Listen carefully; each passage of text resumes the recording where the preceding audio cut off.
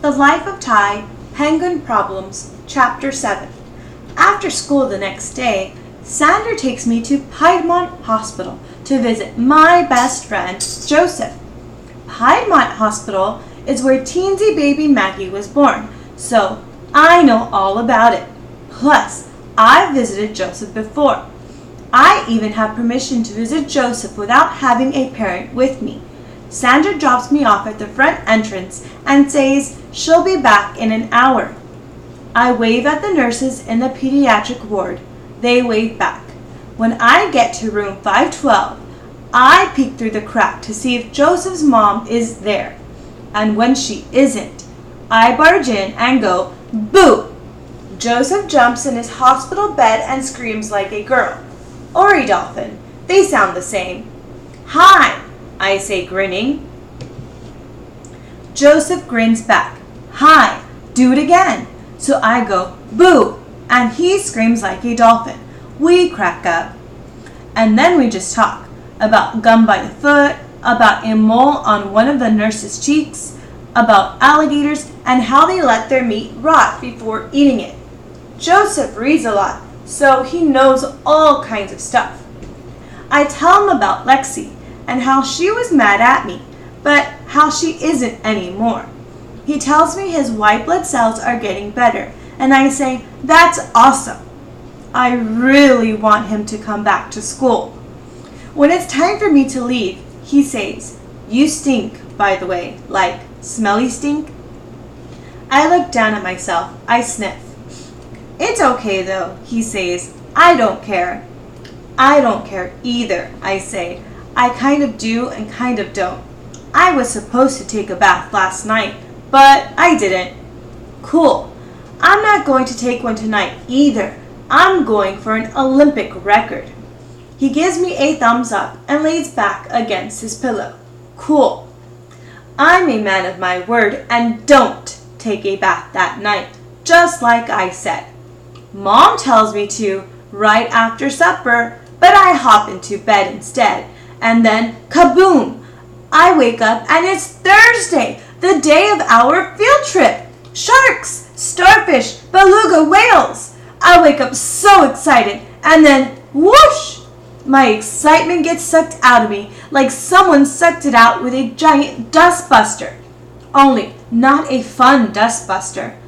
First, I find out that Mom forgot to buy my Lunchable and that I have to bring a juice box, an apple, chips, and a peanut butter and jelly sandwich and a stupid plastic grocery store bag. When I get mad, she says, "Ty, I hate to break it to you, but the world doesn't always revolve around you." That makes me madder and also hurts my feelings because saying that is like saying I'm acting like a baby when I'm not. Then, at school, Lexi is back to being more friends with Breezy than with me. Breezy's mom, Mrs. Hammerdorfer, is our chaperone, and Lexi wants to show off by being Breezy's specialist friend. That's what I think. Even so, I try to win her back. "Hammerdorfer," I whisper in her ear as Mrs. Weber has us lined up by the door of our classroom. "Hammerdorfer." She pretends not to hear. "Someone should only have the name if they smash things with hammers," I whisper. "Ty, hush," she says without whispering. "It's not nice to make fun of people's names." Mrs. Hammerdorfer pinches up her lips at me. "Hammerdorfer is an old German name," Breezy says prissily. "The Hammerdorfers come from great wealth. Do you come from great wealth, Ty?" I stomp on her toe, only not really. I do pretend she's a bug and not the cute kind. She says, like she knew it all along. The third bad thing is that the sand shark exhibit isn't open, so we can't pet the sharks. And the fourth bad thing is that the beluga whales stay in their special private area and don't come out. I really wanted to see their giant marshmallow bodies. I didn't know how much until now. Can we stop and eat lunch? Lexi asked after she, Breezy's mom, and I have walked around the aquarium for 5,000 hours. I think that's a fine idea, Mrs. Hammerdorfer says. There's an eating area in the middle of the aquarium with puffy green sofas and chairs, and we plop down and pull out our lunches. Lexi has a mini hot dog's Lunchable, and each mini hot dog has its own mini bun. Breezy has a grilled chicken wrapped Lunchable with a special Lunchables Brigade trading card. She gets Abel the Super Inventor, the rarest trading card there is. I eat my peanut butter and jelly sandwich and don't even care. Lexi whispers something to Breezy. Hey Mom, Breezy says, can we go to the gift store? My eyes fly to her, then to Lexi, then to the gift store, which is across the way. Breezy's mom glances at the other kids scattered around the food court area. Most of them are still eating. She glances at her watch and says, I suppose. I yelp.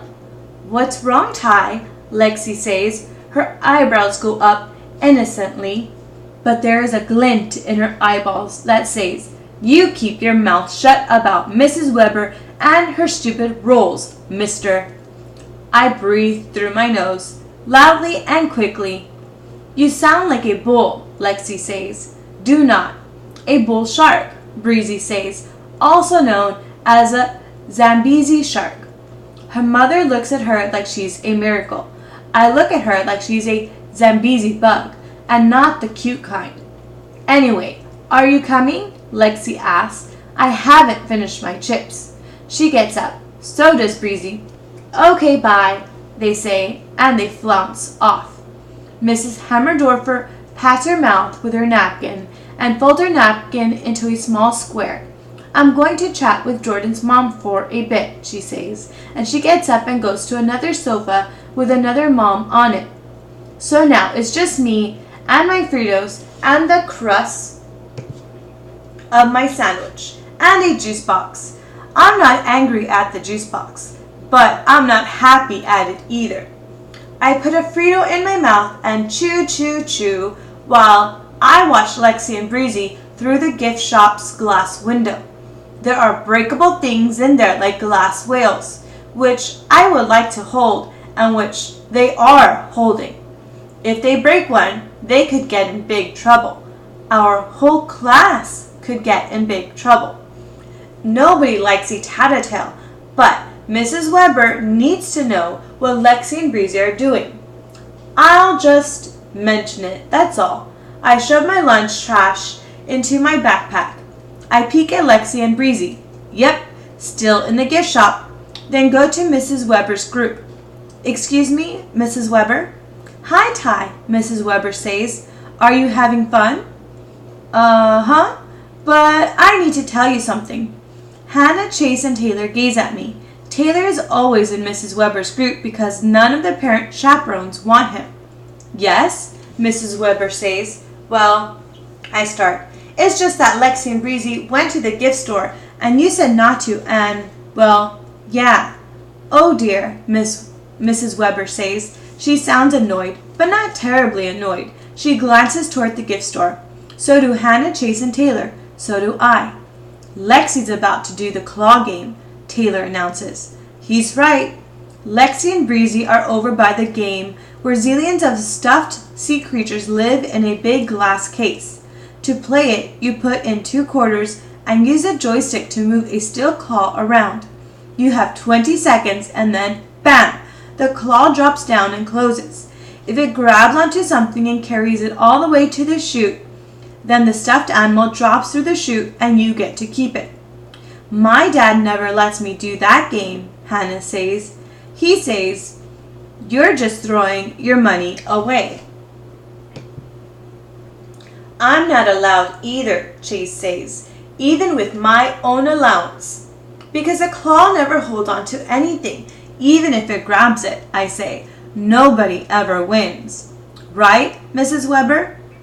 Should I go stop her? Hannah says. Hannah likes stopping people.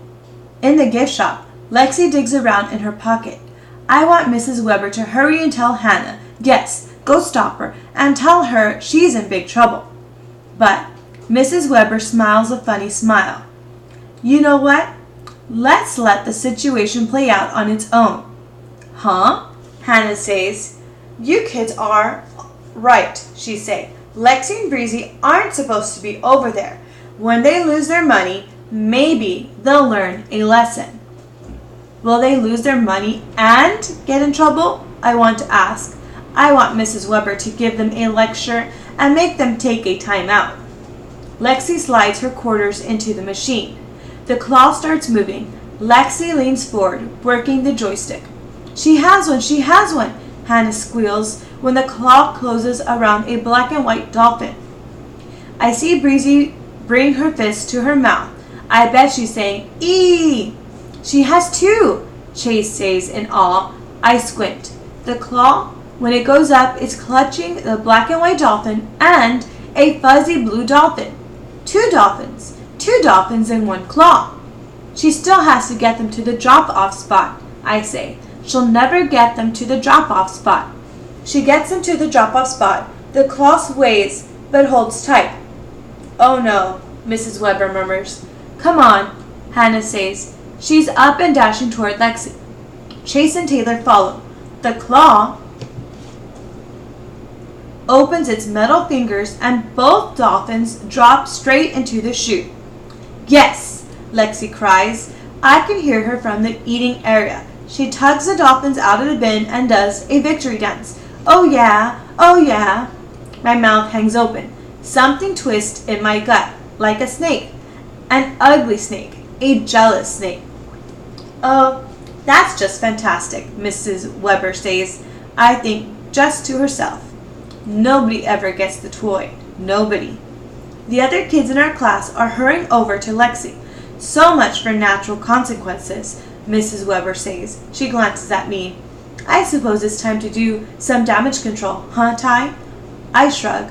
I don't know what she means, and the snake inside of me is a mean snake. And anyway, Lexi won 2 dolphins. That's not damage. Plus, it's too late to control because it already happened. You coming? Mrs. Weber asks. It's the same question Lexi asked. No thanks, I say. I sound like a robot. I feel like a robot. I feel like I'm not me.